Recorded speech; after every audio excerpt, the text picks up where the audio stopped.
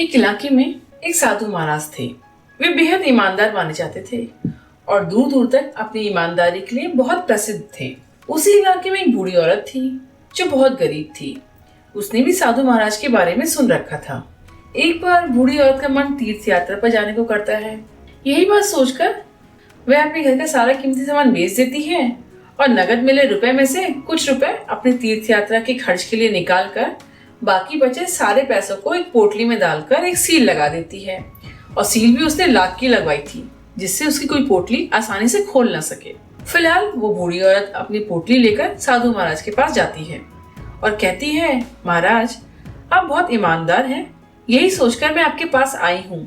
दरअसल मैं तीर्थ यात्रा पर जाना चाहती हूँ और मेरी नजर में आपसे ज्यादा कोई ईमानदार नहीं है। इस पोटली में थोड़ी मोहरें और नगद हैं, कृपया आप इसे अपने पास रख लें।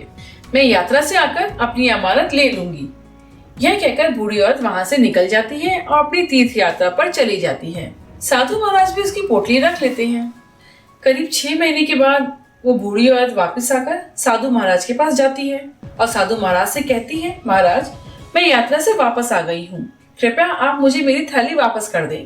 साधु महाराज बूढ़ी औरत की थैली उसको वापस कर देते हैं। बूढ़ी औरत भी अपनी थैली लेकर और साधु महाराज का धन्यवाद करके वहां से चली जाती है। घर आकर जब वो अपनी थैली खोलकर देखती है तो घबरा जाती है। थैली में मोहरों और नगद की जगह लोहे के सिक्के व कागज मिलते हैं।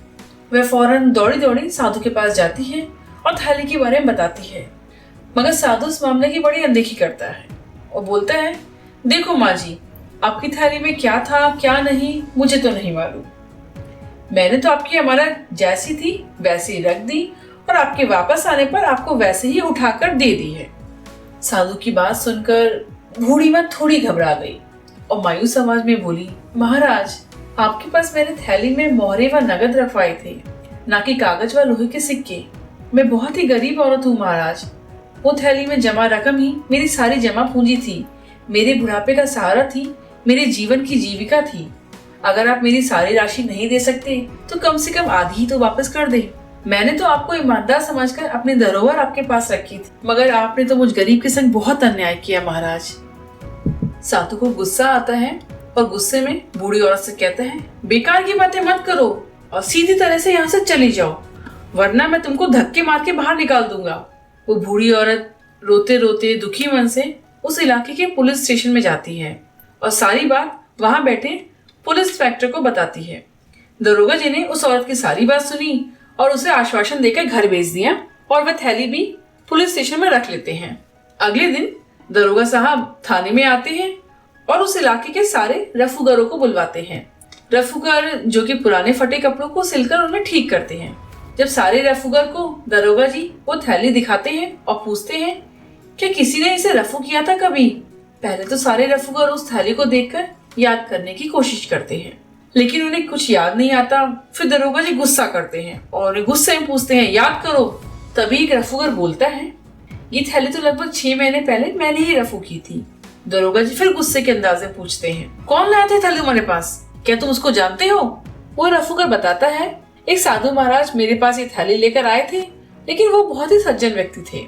दरोगा जी थोड़ी बात समझते हैं, थोड़ी देर सोचते हैं, फिर तुरंत दरोगा जी थाने के एक सिपाही को साधु को बुलाने के लिए भेजते हैं। साधु जब थाने में आया और रफूगर को सामने देखा तो सारा मामला समझ गया। उसने अगले ही पल अपनी जेब से सोने की मोहरें और नगद निकालकर दरोगा जी के सामने रख दिया और माफी मांगने लगा।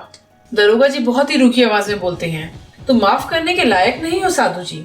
जो खुद बेईमान हो वह दूसरों को क्या रास्ता दिखाएगा। दरोगा जी बूढ़ी औरत को थाने में बुलवाते हैं और उसे उसकी जमा पूंजी वापस कर देते हैं। बूढ़ी औरत भी दरोगा जी को बहुत सारी दुआएं देती है और अपनी थैली लेकर वहां से चली जाती है। दोस्तों, इस कहानी के किरदार से यही शिक्षा मिली, जितना हम सोचते हैं लालच उससे भी अधिक फैला हुआ है। किसी भी अनजान व्यक्ति पे आंख बंद करके भरोसा कर उसके हाथों की कठपुतली बनने से हमें बचना चाहिए। तो फ्रेंड्स, मेरी छोटी सी स्टोरी आपको कैसी लगी कमेंट्स में जरूर बताएं। अच्छी लगी तो लाइक और शेयर जरूर करें। Thank you.